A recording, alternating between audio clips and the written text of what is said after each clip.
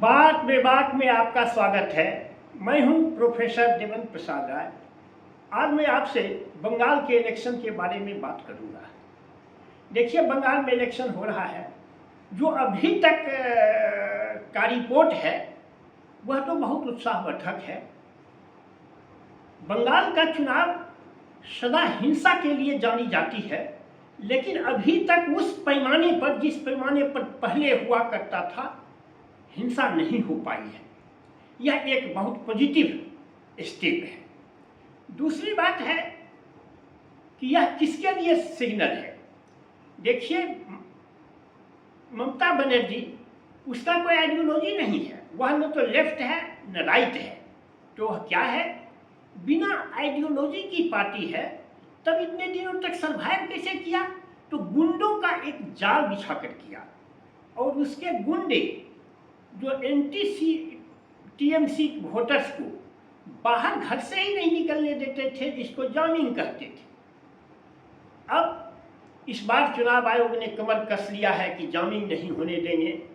कहीं भी किसी को भयमुक्त वातावरण में हो रहा है, इसलिए ज़्यादा से ज़्यादा लोग, वैसे पिछले साल 82-82% पोलिंग हुआ था। इस बार देखिए कितना परसेंट पोलिंग होता है।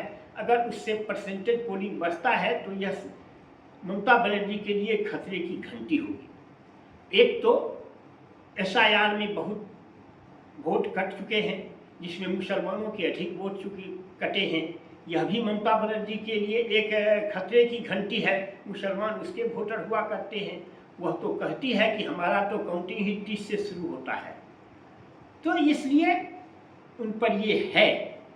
अब सवाल है कि देखिए, बहुत लोग मीडिया में सुनते हैं, बहुत लोग कहते हैं 27 लाख के नाम कट गए।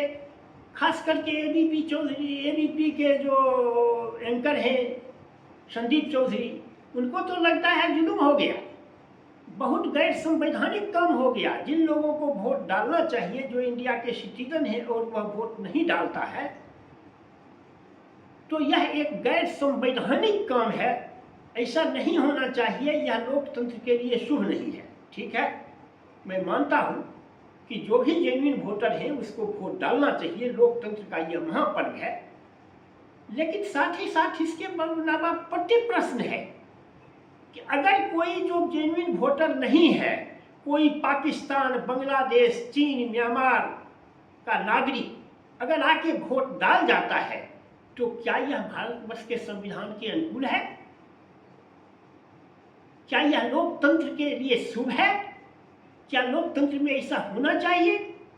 आप कहेंगे इसकी पहचान करना किसकी जिम्मेदारी है? ठीक है, सेंट्रल गवर्नमेंट की जिम्मेदारी है। लेकिन सेंट्रल गवर्नमेंट, क्या ये घुसपैठे जो आए हैं केवल 14 से लेकर 24 के 25 के बीच 26 के बीच आए हैं? उसके पहले नहीं आते थे। उसके पहले किसकी जिम्मेवारी थी? उसके पहले तो कांग्रेस की जिम्मेवारी थी। तो किसने अपना कर्तव्य पूरा नहीं किया?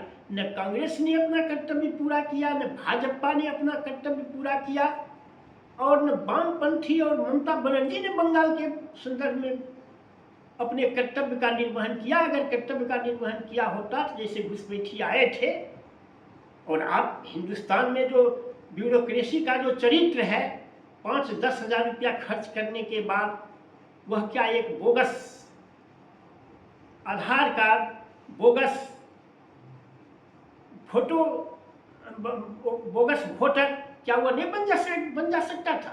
तो क्या उसको वोट डालने दिया जाना चाहिए?